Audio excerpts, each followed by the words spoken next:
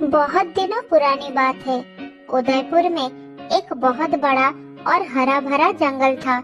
उस जंगल में चिंटू नाम का एक सियार रहता था।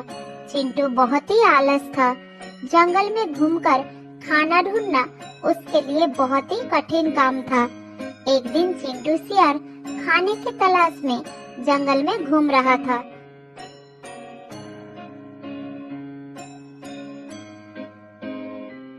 लेकिन बहुत देर तक ढूंढने के बाद भी उसे खाना नहीं मिला, तो वो एक पेड़ के नीचे बैठकर सोचने लगा। पता नहीं इस जंगल में क्या हो गया है, कहीं भी खाने को कुछ नहीं मिल रहा और मैं इतना छोटा हूँ कि सब मुझसे खाना छीनकर खा लेते हैं। इस वजह से मुझे भूखा रहना पड़ता है। मुझे कुछ ऐसा करना होगा जिससे मुझे बैठे बैठे खाना भी मिल जाए और दूसरे जानवर मुझसे खाना छीनने के बारे में सोचेगा भी नहीं। बहुत देर तक सोचने के बाद सियार के मन में एक उपाय आता है। हाँ, ये उपाय तो बहुत अच्छा है।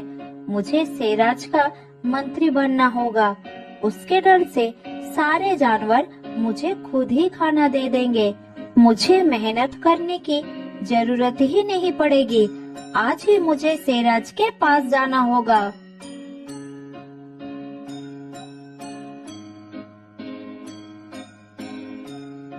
फिर सियार शेराज के पास जाता है और कहता है,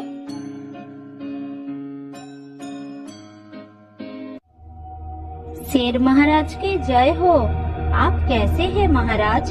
आपकी तबीयत तो ठीक है? मैं तो ठीक ही हूँ। थोड़ा कमर में दर्द है, लेकिन तुम अचानक मेरे पास। महाराज, वैसे तो आप बहुत बहादुर हैं, लेकिन आपकी उम्र बढ़ती जा रही है और इसकी वजह से आप ठीक से शिकार नहीं कर पाते हैं। लेकिन आप चिंता मत करिए, आप हमारे राजा हैं और राजा की सेवा करना हमारे धर्म है।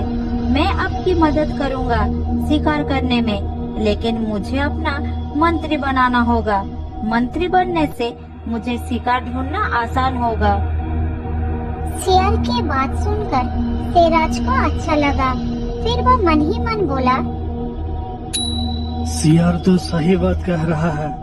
अब मुझसे तो तेजी से ना दौड़ा जाता है और ना ही मैं ठीक से शिकार कर पाता हूँ।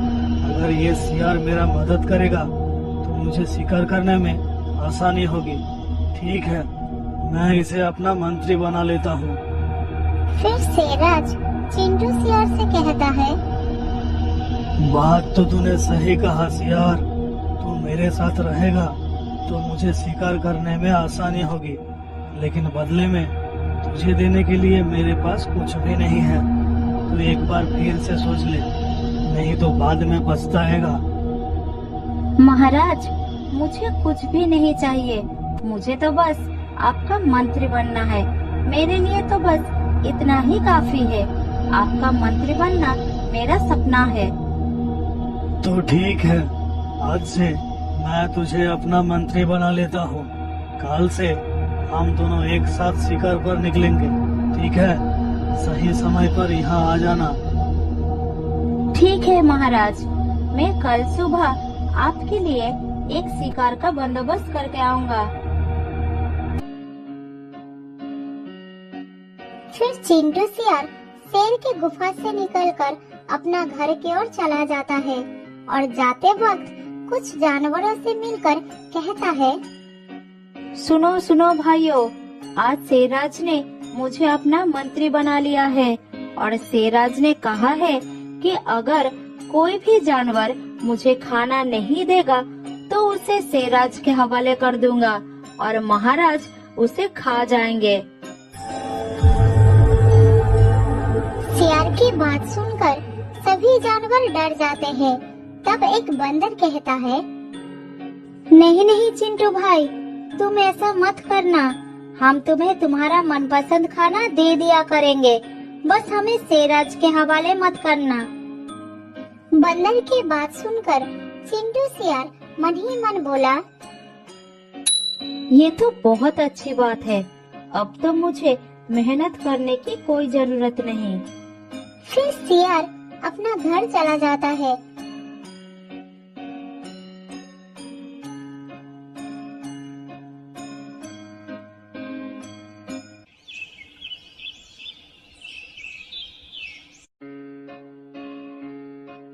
अगले दिन सियार शेराज के लिए शिकार ढूंढने निकल पड़ता है।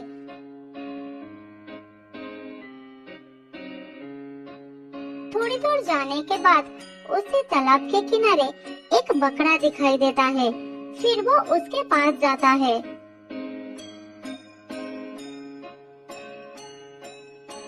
अरे बकरा भाई, यहाँ पर क्या कर रहे हो? इस जगह पर तुम्हारे खाने के लिए अच्छा घास नहीं है। शेराज के गुफा के पास बहुत घास है, तुम वहाँ जाकर अपना पेट भर सकते हो। वो घास बहुत ही सुंदर और पौष्टिक भी है। अरे नहीं सियार भाई, वहाँ पर तो शेराज रहता है। अगर वो मुझे मारकर खा जाएगा तो मेरा परिवार का क्या होगा? अरे भाई, फिक्र मत करो, मैं तुम्हारा रखवाली करूँगा। शेरराज जब गुफा से बाहर आएंगे तब मैं तुम्हें बता दूंगा, फिर तुम भाग जाना। लेकिन तुम तो शेरराज की मंत्री हो, तो तुम मेरा साथ क्यों दोगे? अरे भाई, मैं तो मंत्री इसलिए बना था कि तुम सब मुझे खाना देते रहो और मैं बैठे बैठे खाऊंगा। लेकिन तुम्हारी हालत देखकर मुझे दया आ रही है। मैं किसी जानवर को भूखा थोड़ी ना देख सकता हूँ। तो ठीक है, तुम पहले चलो, मैं तुम्हारे पीछे जाता हूँ। फिर बकरा सियार की बात मानकर शेराज के गुफा की तरफ निकल पड़ता है।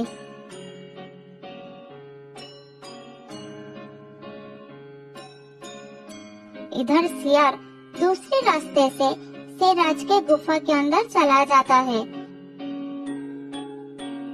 शेराज अंदर सो रहा था। तब सियार उसे नींद से जगाकर कहता है,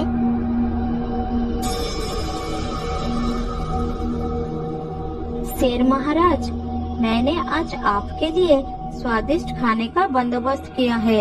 एक बकरा आपके गुफा के पास घास खाने आ रहा है। आप मौका देखकर उसे दबोच लेना। अरे वाह, तूने तो बहुत अच्छा काम किया है सियार। शिकार खुद ही चलकर मेरे पास आ रहा है। अब जा, तू बाहर जाकर कहीं छुप जा। अगर वो तुझे मेरे साथ देख लेगा तो वो तेरा चाल समझ जाएगा, फिर वो भाग जाएगा। इधर बकरा शेराज के गुफा के बाहर घास खाने लग जाता है और शेराज धीरे गुफा से बाहर निकलकर बकरे की ओर जाता है।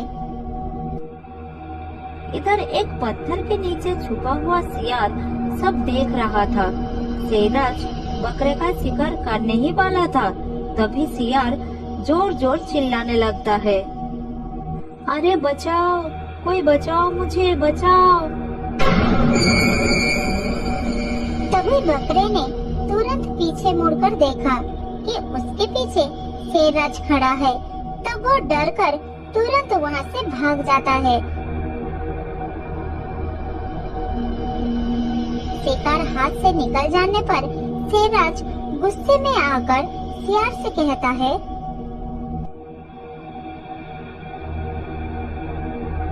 बेवकूफ काहे के, तेरी वजह से बकरा भाग गया। अरे सियार, तेरी बेवकूफी की वजह से आज मेरे हाथ से शिकार निकल गया। महाराज, मेरी गलती नहीं है। मैं तो पत्थर के नीचे आराम से छुपा हुआ था। अचानक मेरे हाथ में कांटा चुभ गया, जिस कारण मैं चिल्ला उठा। आप मुझे माफ कर दीजिए, लेकिन आप चिंता मत कीजिए, मैं आपके खाने के लिए कुछ न कुछ जरूर करूँगा। अभी मैं आपके लिए दूसरा शिकार ढूंढ के लाता हूँ, आप गुस्सा मत कीजिए। तो मुझे बेवकूफ सियार लग रहा है। मुझे नहीं लगता तुझसे कुछ होने वाला है। तो ऐसे ही मुझे पागल बना रहा है। तो भाग जा यहाँ से। नहीं नहीं महाराज, मैं सच कह रहा हूँ। इस बार मैं सब कुछ ठीक कर दूंगा। ठीक है, इस बार मैं तुझे माफ कर रहा हूँ, लेकिन अगली बार ऐसा हुआ तो मैं तुझे नहीं छोड़ूंगा, याद रखना, नहीं तो मैं तुझे ही खा जाऊंगा।